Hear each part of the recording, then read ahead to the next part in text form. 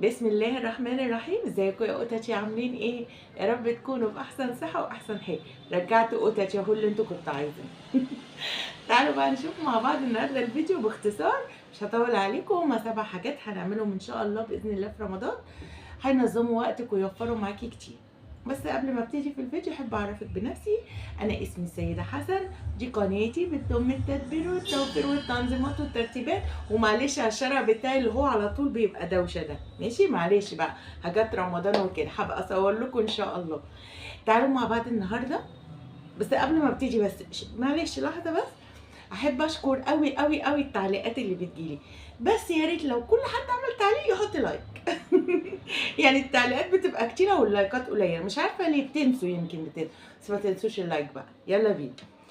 ازاي انظم يومي في رمضان بحيث ان انا ما اتعبش حد معايا وما بقاش متنرفزه، واعمل كل الحاجات اللي انا عايزه اعملها. اول حاجه هنبتدي مع بعض، هنقسم رمضان ل4 اسابيع. كل اسبوع هنعمل المنيو او القائمه اللي احنا بنعملها بتاعه الاكل بتاعه كل اسبوع. طيب لو عندي عزومه، طبعا اليوم ده مش هينفع ان انا اعمل فيه القائمه او الاسبوع. شوفي لو عندك عزومات بره او عندك عزومات في البيت، هتيجي بقى الايام بتاعها.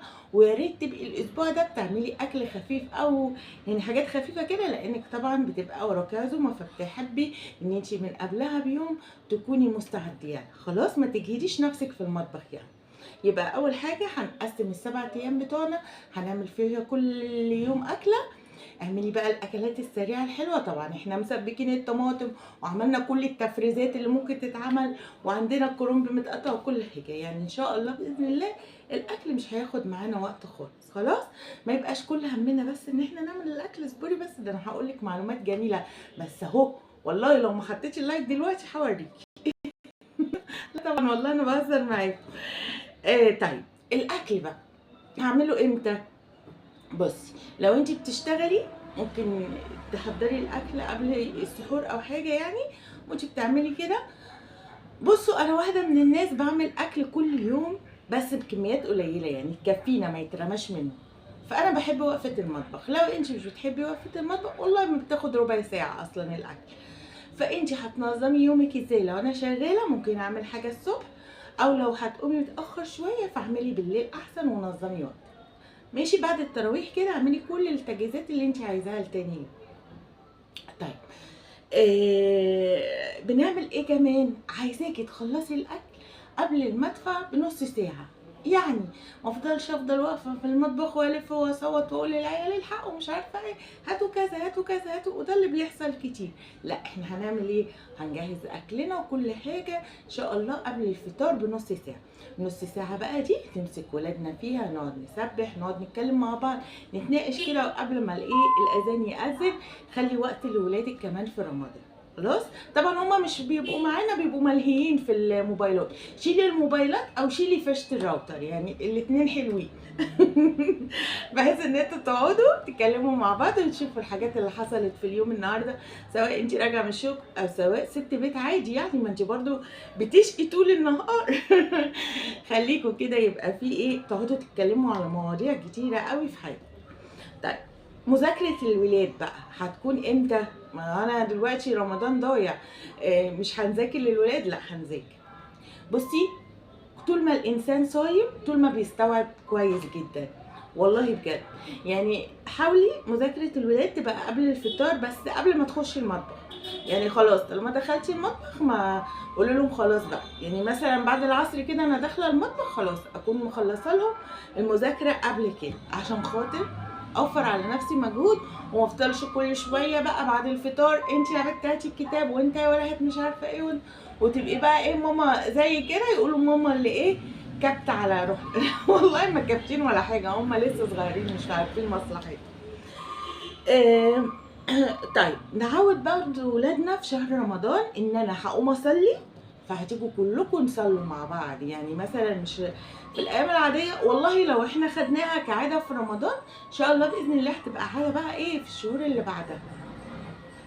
يعني يعني انا قايمه اصلي الظهر، خلي ولادي كلهم يقوموا يصلوا معايا.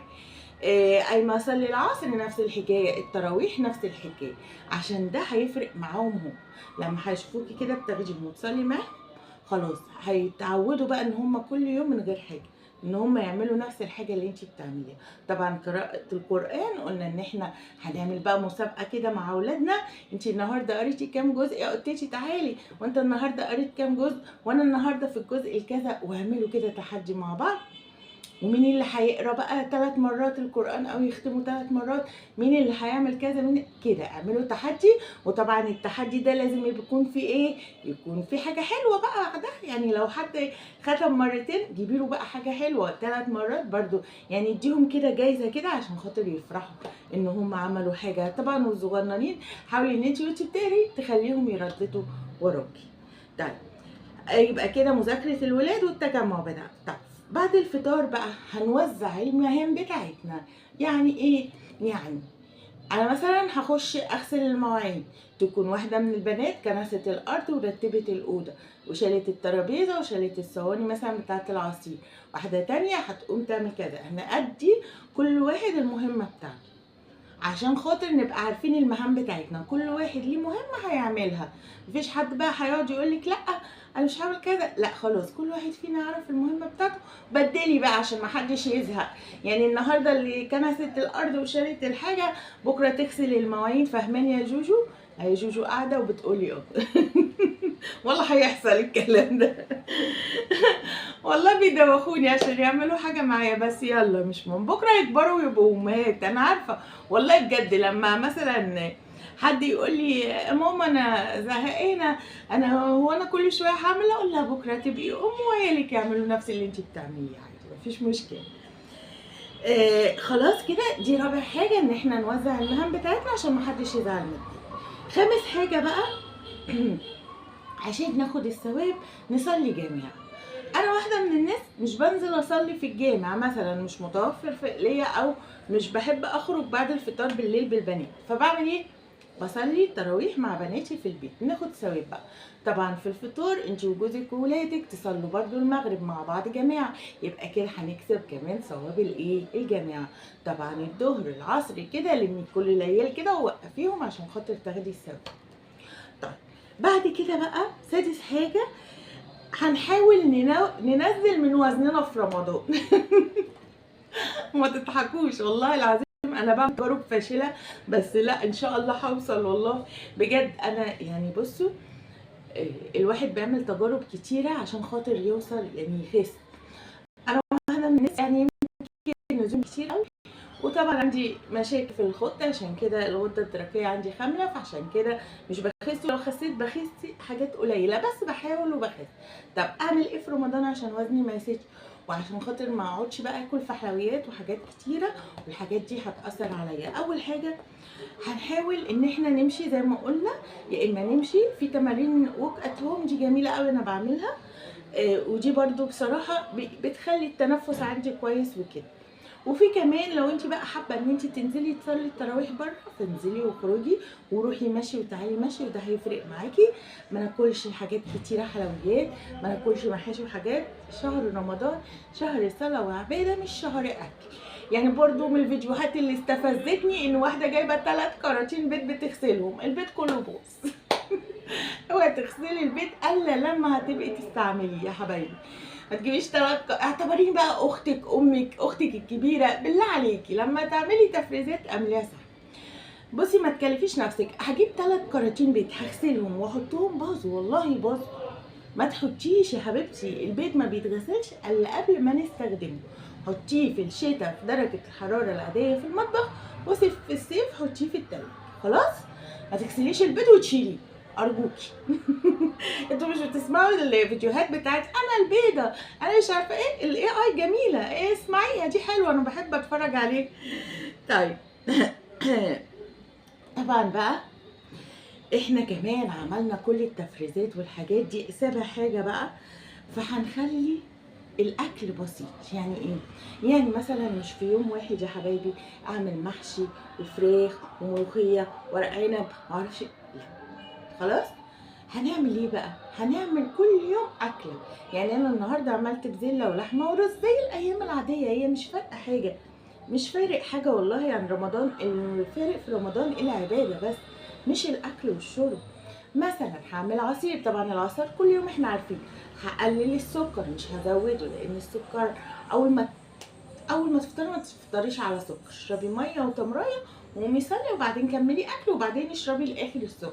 اشربي كوبايه العصير. ويا ريت نقلل السكر في رمضان عشان ما يرفعش سكر الدم على طول عندنا، ويجي لنا بقى بعد الشر علينا السكر او حاجه.